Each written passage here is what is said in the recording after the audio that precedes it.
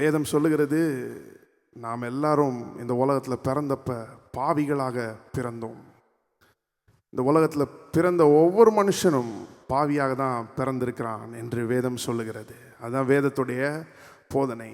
பாவ பாரத்தை சுமந்து அலைகிறவனாய் அவன் இருக்கிறான். குற்ற உணர்வு அவனை நிரப்புகிறது. அப்படிதான் அவன் பிறந்திருக்கிறான். அதுதான் வேதத்தினுடைய போதனை இல்லையா? குற்ற உணர்வுனா என்னது? கடவுளுக்கு முன்பாக நான் தவறானவன், நான் குறை உள்ளவன் என்கிற ஒரு ஆழமான உணர்வு. இதை எதுனாலையும் மாற்ற முடியாது. சிலர் நினைக்கிறாங்க இதை போய் பரிசுத்த அந்த புனித நீரில் முங்கி எந்திரிச்சா இது சரியாயிரும் அப்படின்னு நினைக்கிறாங்க. சிலர் நினைக்கிறாங்க புண்ணிய கிரியைகளை, நற்கிரியைகளை, அன்னதானம் இந்த மாதிரி பண்ணுறதுனால அது சரியாயிரும் அப்படின்னு நினைக்கிறாங்க. ஆனால் அப்படிலாம் அது சரி ஆகாது. அதற்காக தான் இயேசு இந்த உலகத்துக்கு வந்தார். வானத்தையும் பூமியும் சிருஷ்டித்த கடவுள் நமக்காய் வந்தார். தன்னுடைய இரத்தத்தை நமக்காய் வந்து சிந்தினார். அதன் மூலமாக தான் பாவ பாரம் நீங்க முடியும், குற்ற உணர்வு நீங்க முடியும்.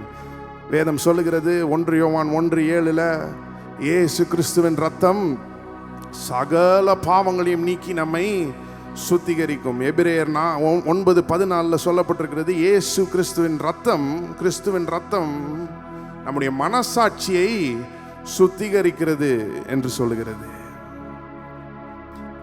அப்ப இன்றைக்கு ஒருவேளை இங்க யாராவது புதிதாக வந்திருக்கலாம். நீங்க நினைச்சிட்டு இருக்கலாம், நான் பாவ பாரத்தோடு இருக்கிறேன், குற்ற உணர்வோடு இருக்கிறேன், யார் எனக்கு விடுதலை கொடுப்பா? நான் என்னென்னமோ பண்ணி பார்க்குறேன் தேவனை பிரியப்படுத்துறதுக்கு, ஆனால் அவர் பிரியம் அடைகிற மாதிரி தெரியல. அவர் முன்னாடி வந்தால் திரும்பியும் குற்றவாளி மாதிரி தான் நிற்கிறேன், அவரோட சரியான உறவு கொள்ள முடியல அப்படின்னு ஒருவேளை நினைக்கலாம். ஆனால் இந்த இயேசுவின் ரத்தத்தின் மேலே விசுவாசம் வைத்தீங்கன்னா இன்றைக்கே அந்த நிலை மாற முடியும். இந்த இயேசுவை விசுவாசிச்சா போதும். அவருடைய ரத்தத்தின் மேல விசுவாசம் வைத்தால் போதும். அவர் நம்மை கழுவுவார். அவர் நம்மளை கழுவுன பிறகு இந்த குற்ற உணர்வோடு நம்ம திரும்பி போக மாட்டோம். தேவனுக்கு முன்பாக வந்து நிற்கும் போது குற்ற உணர்வு வராது. நான் தேவனுக்கு முன்பாக சரியானவன் என்கிற உணர்வு வரும். நான் கடவுளுக்கு முன்பாக தப்பானவன்ற உணர்வு போய் நான் நீதிமான், அவருக்கு முன்னாடி நான் நிற்க முடியும் தைரியமா என்கிற உணர்வு நமக்கு வந்துவிடும். இப்படிப்பட்ட வேலையை இயேசு நமக்காய் செய்து முடித்திருக்கிறார். இத்தனை பேர் அதற்காக சந்தோஷப்படுகிறீங்க.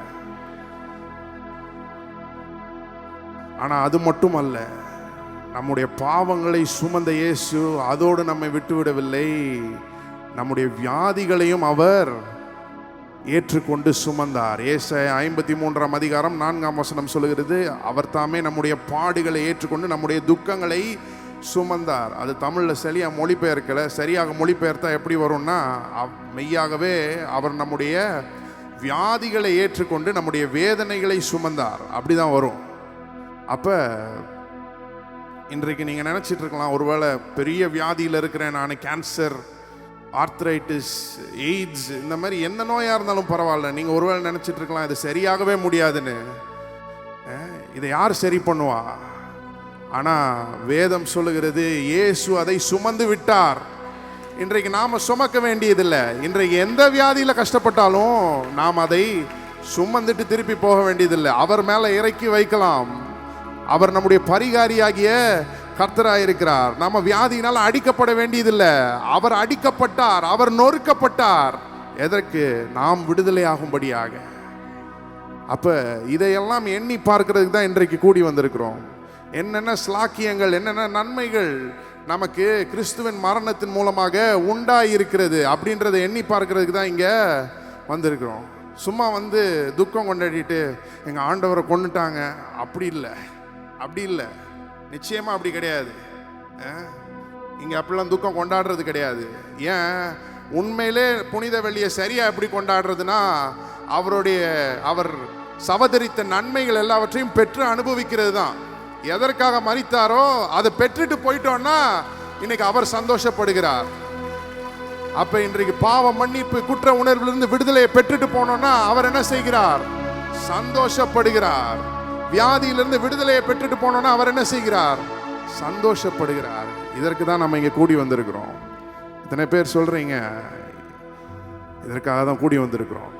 உண்மையிலே கொண்டாட போறேன், உண்மையிலே அவர் சவதரித்த எல்லாவற்றையும் பெற்றுக்கொள்ள போறேன். எத்தனை பேர் சொல்றீங்க? ஆமென்.